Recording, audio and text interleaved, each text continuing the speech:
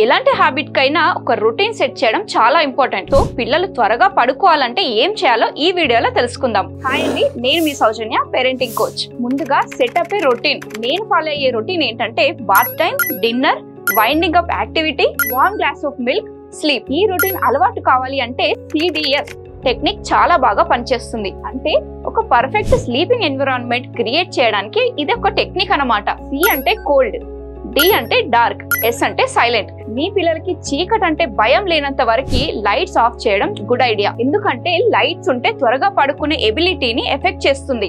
ఇంకా summer months లో అయితే రూమ్స్ లో గుడ్ ఎయిర్ కండిషనర్ లేదా కూలర్ ఉండేలా చూసుకోండి. నెక్స్ట్ వైండింగ్ అప్ యాక్టివిటీస్ అంటే బుక్స్ చదవడం, కౌగిలించుకోవడం, మాట్లాడడం లేదా జస్ట్ హమ్మింగ్ చేయడం చేయాలి.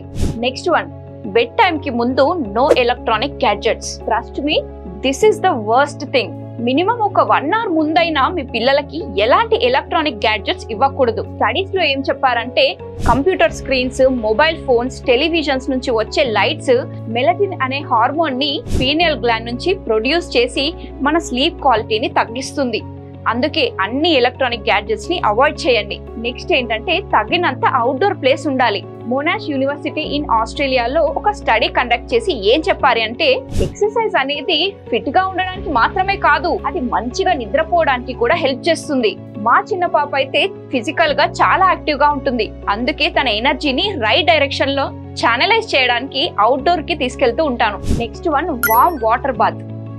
గోరువెచ్చని నీటితో స్నానం చేస్తే పిల్లల యాంగ్జియస్ మైండ్ కామ్ అవుతుంది అండ్ బాడీ మజిల్స్ కూడా రిలాక్స్ అయ్యి త్వరగా పడుకోవడానికి హెల్ప్ చేస్తాయి. Next white music. అదే కాకుండా వేరే సూదింగ్ మ్యూజిక్స్ కూడా చాలా ఉంటాయి, మీరు కూడా ట్రై చేయండి. నా ఫేవరెట్ మ్యూజిక్ కావాలా అయితే కింద మ్యూజిక్ లింక్ అని టైప్ చేయండి. Next comfortable dress.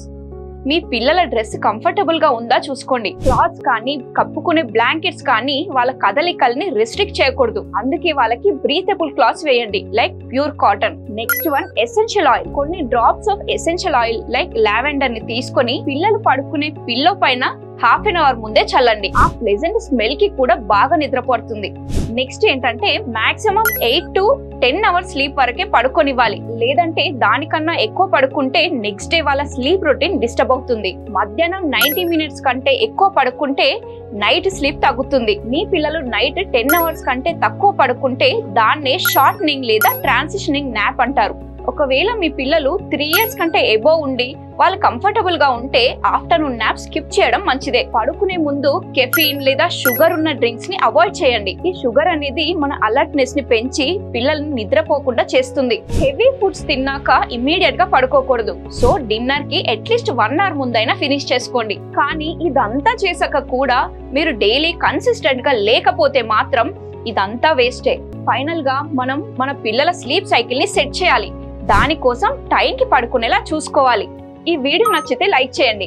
అలాగే ఎవరి పిల్లలకైతే ఈ స్లీపింగ్ ప్రాబ్లం ఉందో వారికి ఖచ్చితంగా షేర్ చేయండి. నెక్స్ట్ వీడియో ఎలాంటి టాపిక్ పైన కావాలో కింద కామెంట్ చేయండి. మీరు నా వీడియో ఫస్ట్ టైం చూస్తున్నట్టయితే ఇప్పుడే సబ్స్క్రైబ్ చేసుకోండి, సో దట్ నేను ఏ వీడియో పోస్ట్ చేసినా ఫస్ట్ నోటిఫికేషన్ మీకే వస్తుంది. వీడియోని ఎండ్ వరకు చూసినందుకు థ్యాంక్ యూ.